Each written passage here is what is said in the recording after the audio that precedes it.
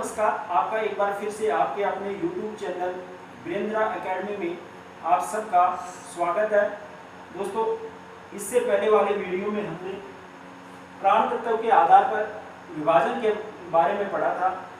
इस वीडियो में हम कंपन के आधार पर वर्ण विभाजन के बारे में पढ़ेंगे। हमारे पास वर्णमाला है, स्वर है, ए, आ, ई, उ, ऋ, ए, आई, ओ, औ, अम, अ है।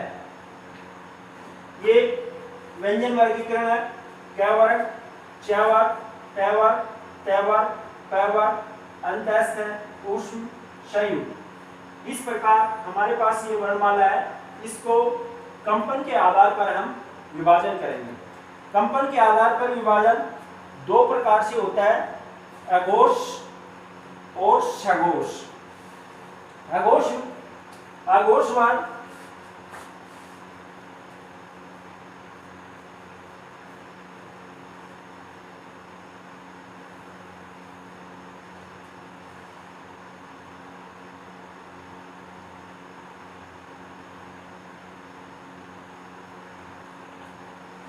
अघोष को सघोष को घोष भी कहते हैं। अघोष वर्ण और सघोष वर्ण क्या है? देखो, घोष का अर्थ है नाद या गूंज।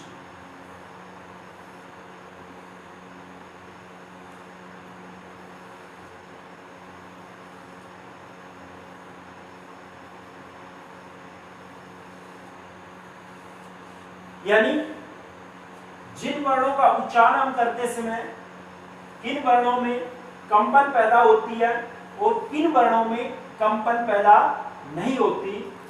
यानी जब हम उनका उच्चारण करते हैं तो कंठ में यहाँ गूंज पैदा होती है, गूंज के साथ ध्वनि निकलती है, और किन वर्णों में गूंज के साथ ध्वनि नहीं निकलती। इस आधार पर हमने दो भागों में बांटा है। घोष में वर्ग का पहला वर्ण, दूसरा वर्ण और स यानी 3 से वर्ग का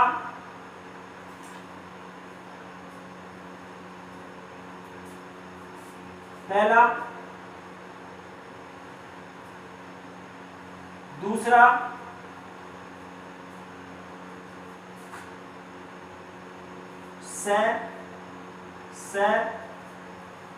से ये व्यंजन है, अघोष वर्ण है। सघोष में वर्ग का तीसरा, चौथा,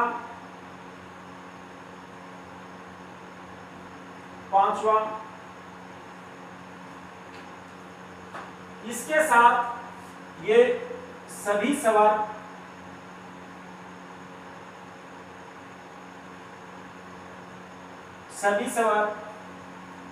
और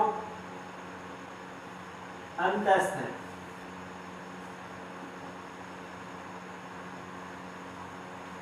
ये सघोष में है। अब मैं बताता हूं आपको अघोष क्या है और सघोष क्या है। जिन वर्णों का हम उच्चारण करते हैं और उच्चारण के समय हमारे गले में या मुख से बाहर निकलने वाली वायु में कंपन पैदा ना हो, उनको हम अघोष कहेंगे। यानी जिन वर्णों के उच्चारण में मुख से निकलने वाली वायु है वो कंपन के साथ ना निकले, उनको अघोष वर्ण कहेंगे।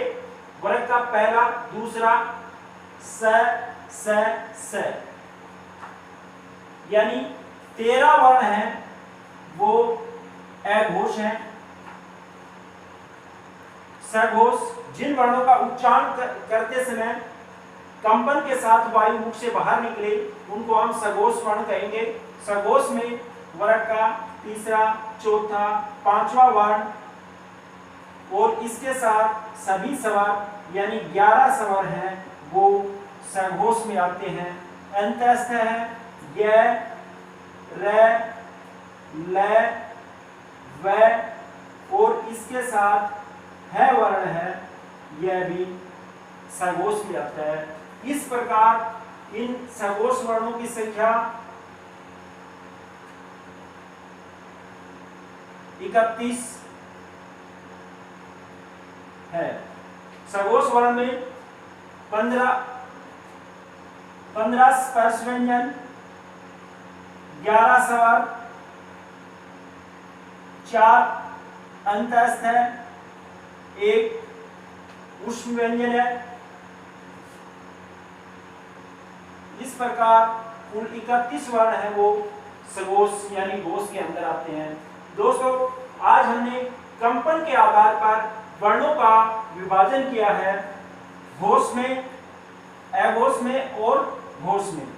घोष में वर्ग के अंतिम 3 वर्ण हैं ये, और इसके साथ सभी स्वर हैं ये घोष में आते हैं।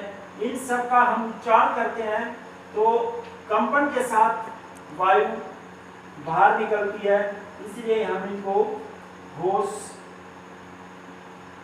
कहते हैं।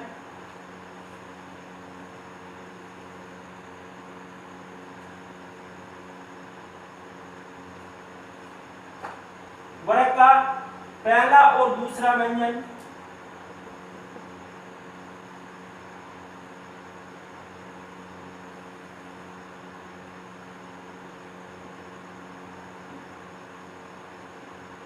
घोष में